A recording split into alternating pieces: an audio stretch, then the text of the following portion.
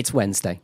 You're listening to Calon FM, you're listening to me, Wayne Price, and we are now having this moment in this show where we are featuring a business. And today's business, as it's been all this week and will be, I promise you all week, will be Sophia Leadill. Yes. That's said correctly. Face painting and body art. And I'm going to go straight into a question here. Okay. What's been the most interesting thing you've been asked to face paint? Oh, now then, that's put me on the spot a little bit. Oh, well, I'm sorry about that's that. okay. That's fine, because that happens to me in my job. Yeah. You know, people come up to me and ask for something that I've never been asked for before, so that's not a bad thing.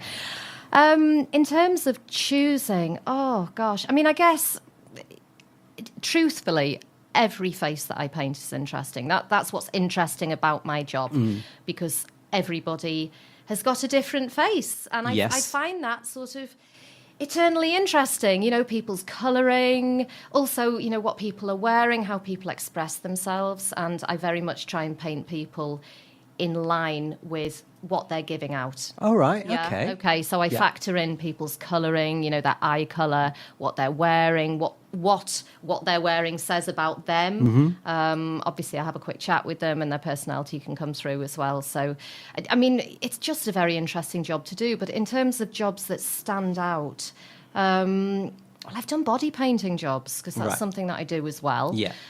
So some of those have been memorable. I have painted for certain celeb clients as well that I can't name, because I'd probably never get booked by them again. Okay, then we were not. But those jobs are obviously, they are interesting in one sense, but also they're kind of like any job, as in, you know, people are people at the end of the day, regardless of their status or what they do for a living.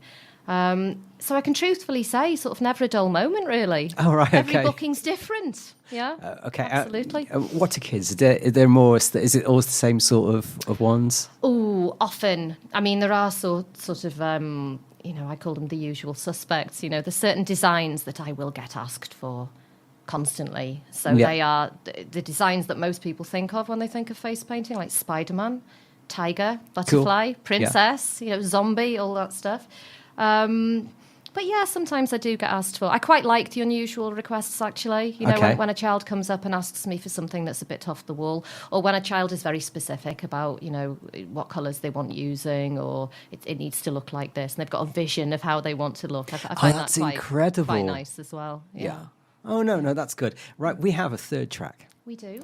Joy Division, Love Will Tear Us Apart, which again is for me a very popular.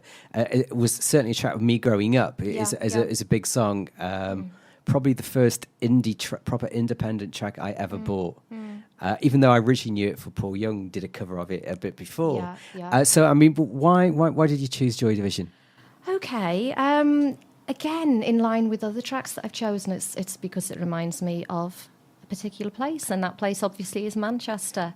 St Helens, where I grew up, is slap bang in the middle of Liverpool and Manchester, so it's quite East small. Lancs Road, yes. Yeah, exactly, and St Helens is quite a sort of small northern town, probably similar size to Wrexham, actually. Yeah. So I spent a lot of my youth, my ill-spent youth, going out in Liverpool and Manchester. And this track just reminds me of Manchester, the city. So that's why I've chosen it. All right, fantastic. Thanks again.